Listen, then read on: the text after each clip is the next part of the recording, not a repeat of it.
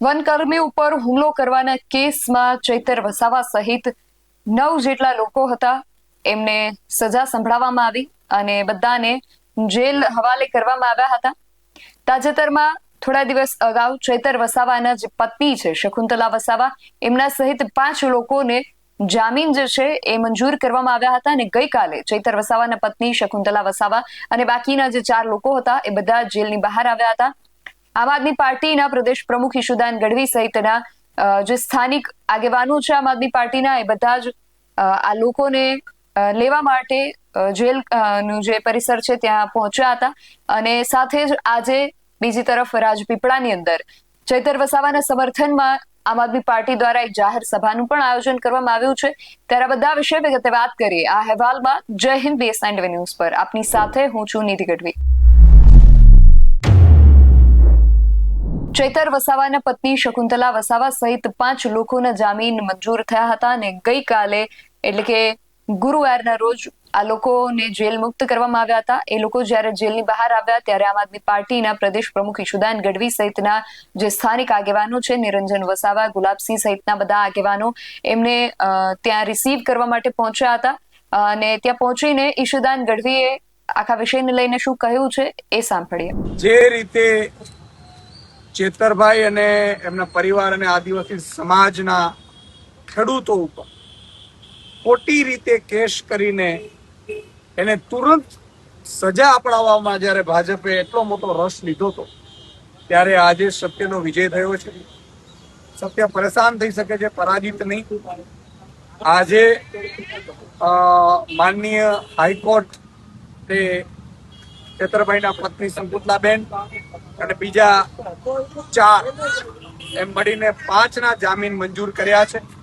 આગામી સમયમાં ચેતરભાઈ સહિત જે બાકી રહ્યા છે એમના પણ જામીન મંજૂર થશે, એમને પૂરો વિશ્વાસ છે. આ સમગ્ર કેસ ફરજી બનાવવામાં આવ્યો હતો, ફરજી રીતે જેલમાં નાખવામાં આવ્યા હતા. ચેતરભાઈ ડરી જાય, ચેતરભાઈ આદિવાસી સમાજનો અવાજ ન બને, અવાજ જાગૃત ન કરે આદિવાસી સમાજને, અને જળ જંગલ જમીનના મુદ્દા ન ઉઠાવે ને ત્યાં મોટી કંપનીઓ આવી શકે એ માટેનો ભાજપનો ષડયંત્ર હતું. પરંતુ એ ષડયંત્રનું ધ્વસ્ત થયું છે.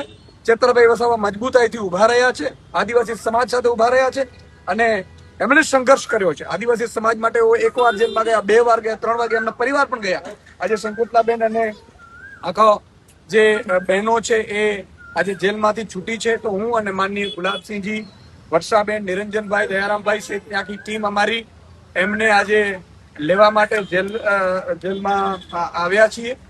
અને અમે વિશ્વાસ અપાવીએ છીએ આદિવાસી સમાજને કે તમારો અવાજ ગુંજતો રહેશે. ચેતરભાઈ વસાવા ટૂંક સમયમાં જેલથી બહાર આવી જશે અને આદિવાસી સમાજ માટે બમણા જોરથી ચેતરભાઈ વસાવા લડશે.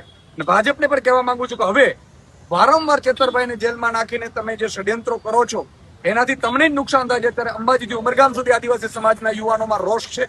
મહેરબાની કરીને હવે ચેતરભાઈ વસાવા ઉપર ખોટી FIR કરવાનું અથવા તો એને જેલમાં નાખવાના ષડયંત્રો ભૂલી જજો.